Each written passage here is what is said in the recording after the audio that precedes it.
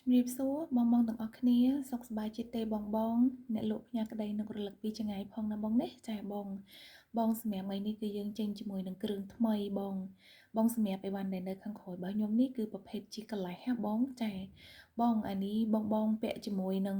អាវសអាវប៉ាក់អីវ៉ាន់គឺបានណាបងព្រោះដោយសារតែយើងដាក់ជាមួយនឹងចម្រុះពណ៌គឺដូចបងបានដឹងចឹងអត់ត្រូវហ៊ានណាបងនេះយើងចង់ដាក់ជាមួយនឹងអាវសក៏បានអាវពណ៌ក៏បានដែរសម្រាប់កលេសចម្រុះពណ៌នេះ យើងដាំជាមួយនឹងប្រភេទត្បូងចម្រុះពណ៌បង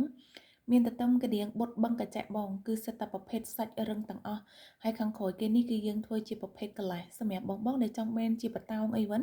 ខ្ញុំអាចបន្ថែមជូនបងបានណាបងណាចាសម្រាប់កលាស់មួយនេះគឺរូបលក្ខណៈគេហៅថាវាជានេះបងនេះអានេះជាស្លឹកឈើហើយអានេះគឺយើងមានរូបចាបបងចានិយាយរួមទៅគឺចាបចំនួន5បងស្អាតមែនតែនបងណាចាម៉ូដប្លែកមែនតែនទៅតម្លើងហើយយេបងចាអញ្ចឹងសម្រាប់បងដែលស្រឡាញ់ជាមួយនឹងកន្លែង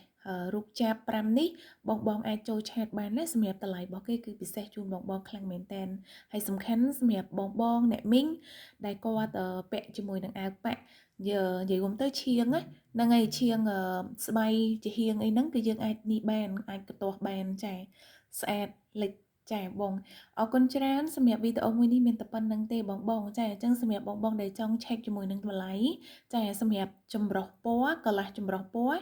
ដាំជាមួយនឹងប្រភេទប្រាក់ក្រមេនេះបងអាចចូល chat បានណាបងណាគឺយើងដាំជាមួយនឹងប្រភេទត្បូងធម្មជាតិសាច់រឹងរបស់យើងទាំងអស់តែម្ដងបងអញ្ចឹងសម្រាប់បងដែលស្រឡាញ់អាចចូល chat បានណាបងណាចាអរគុណច្រើនបងជួបគ្នាវីដេអូក្រោយៗ